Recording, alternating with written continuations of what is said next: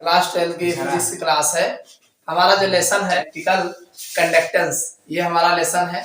आज इस नए लेसन पे स्टार्ट करने वाले हैं। तो इसमें सबसे पहले हम बात करेंगे वैद्युत धारा से। आप क्या समझते हैं? हेडिंग डाल लो, वैद्युत धारा है इलेक्ट्रिक करंट।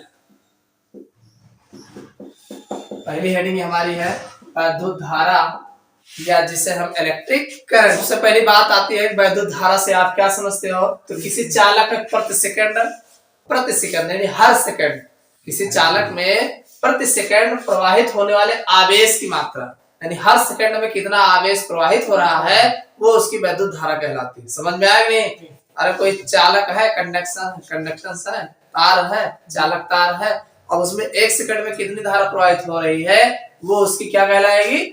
वैद्युत धारा कहलाएगी। आगे दिया है आवेश प्रवाह की दर। अब ना समझ में आया, दूसरा है आवेश प्रवाह की दर, यानी आवेश कितने समय में जो है प्रवाहित हो रहा है, तो आवेश प्रवाह की दर वैद्युत धारा कहलाती है। इसको याद कर लेना है, ठीक है। अब धारा को जो है वैद्युत धारा को स्मॉल आई से प्रदर्शित करते हैं, और इसका मात्रक एम्पियर होता है। क्या होता है? एम्पियर होता है। इतना पता है ना। हेडिंग है जलीय विलयन में वैद्युत चालन इलेक्ट्रिक कंडक्शन इन सॉल्यूशन।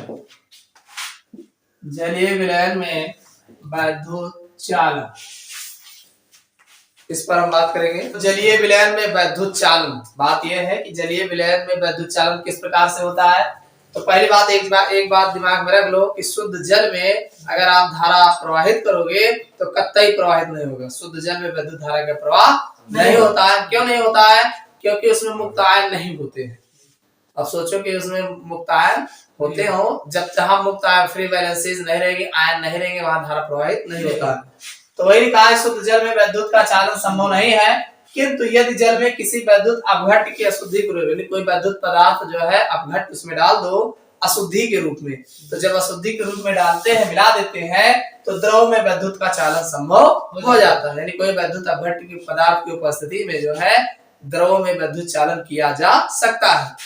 आगे कहा गया कि यदि किसी पात्र में, मान लीजिए कोई पात्र है, कोई बर्तन है, उसमें हम शुद्ध जल ले लेते हैं और दो इलेक्ट्रोड की सहायता से हम उसमें जो है धारा का प्रवाह किया जाएगा, तो जल में मुक्त आयन की अनुपस्थिति, भाई उसमें कोई चीज मिला तो है नहीं कि वो आयनिक हुआ हो, तो जब मुक्त आयन रहेंगे ही नहीं, अनुपस्थित होंगे, तो धारा का प्रवाह उसमें संभव नहीं होता। तो ये मुक्त आयनों की अनुपस्थिति में किसी भी आवेश का प्रवाह नहीं होता है। किंतु लेकिन अगर उसी में अगर जो है हम जल में किंतु यदि जल में कोई वैद्युत अपघट्य पदार्थ, अब वैद्युत अपघट्य पदार्थ कौन होते हैं?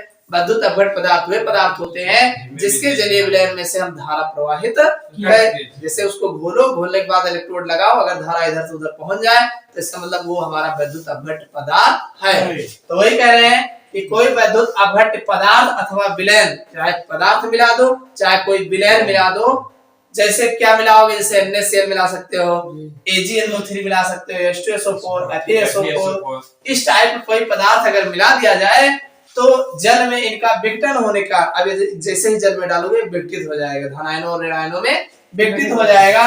विघटन होने के कारण आयन मुक्त अवस्था में गत करने लगते हैं। भाई धन आयन और ऋण आयन तुरंत अपन घूमने लगे हैं अलग अलग, ठीक है, गत करने लगते हैं, और इलेक्ट्रोडों पर विभवांतर होने का, अब तुम इलेक्ट्रोड मान लीजिए लगाए हो धन और ऋण, तो इलेक्ट्रोडों पर विभवांतर होने के कारण विपरीत प्रकृति के इलेक्ट्रोडों की ओर आकर्षित होते हैं। यानी जो आयन उसमें होते हैं, जैसे धन वाले पे ऋण वाला दौड़ने लगेगा, ऋण वाले पे धन वाला दौड़ने लगेगा, तो वही विपरीत इलेक्ट्रोडों पर विभवांतर होने के कारण विपरीत प्रकृति के इलेक्ट्रोडों की ओर आकर्षित होते हैं और उसी ओर गतिमान हो जाते हैं, यानी बराबर वही ओर जाने लग जाते हैं, और द्रव में इन आवेशों के प्रवाह के कारण वैद्युत चालन संभव होता है। जब वो आयन एक दूसरे से इधर उधर आने जाने लगते हैं तो उसी के साथ जो है धारा भी प्रवाहित होती है।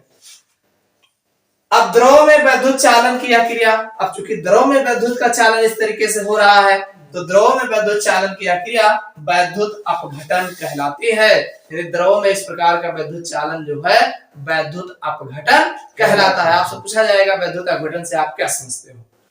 तो द्रव में जो वैद्युत चालन होता है किसी वैद्युत अपघट्ट की सहायता से तो उसे हम वैद्युत अपघटन कहते हैं। अब पूरी व्याख्या आप करके आपको बताना रहेगा जैसे ज्यादा नंबर में पूछेगा तो, ठीक है। तो और एक चीज जान लो, तथा जिस पात्र में यह क्रिया संभव होती है, यानी जिस पात्र में आप ये प्रोसेस करा रहे हो उस पूरे पात्र को जो है वोल्टामीटर कहते हैं। अब वोल्टामीटर अलग अलग प्रकार के होते हैं। अब उसमें क्या मिलाया हो, किस चीज को मिलाया हो, उसी अनुसार उसका अलग अलग नाम दिया जाता है। तो समझ में आ गया ना कि जलीय विलयन में वैद्युत चालन किस प्रकार से होता है। हेडिंग डाल लो वैद्युत अपघटन एक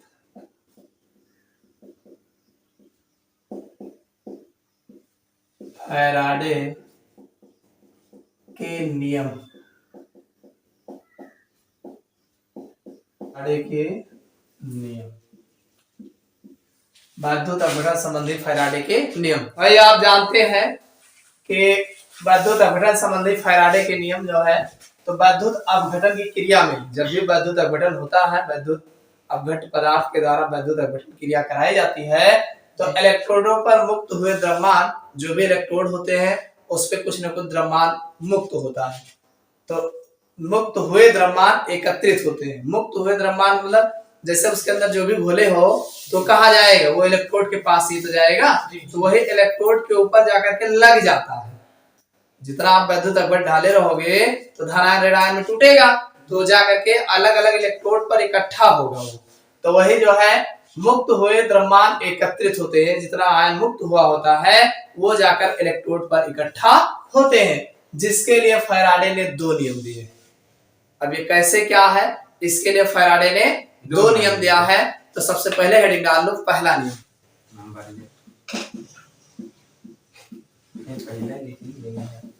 पहला नियम, अब ये फैराडे का पहला नियम पूछा जाता है एग्जाम में। फैराडे का पहला और दूसरे नियम से आप क्या समझते हो, ठीक है।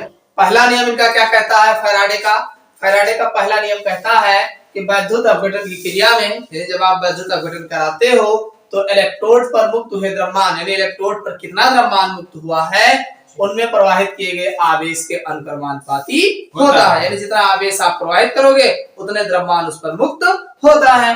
तो यम समानुपाती क्यू, यम द्रव्यमान है, पदार्थ का द्रव्यमान हो गया, और क्यू आवेश, जितना आप आवेश दोगे ढकेलोगे उतने ज्यादा उस पर जो है द्रव्यमान, पदार्थ का द्रव्यमान उत्पन्न होगा।